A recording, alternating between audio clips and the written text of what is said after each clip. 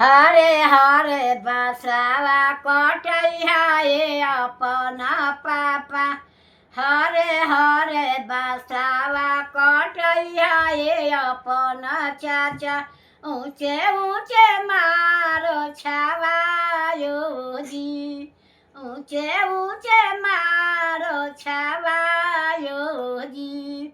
ताही मरवा उतरले दुलाहा कवना दुलाहा ताही मरवा उतरले दुलाहा कवना दुलाहा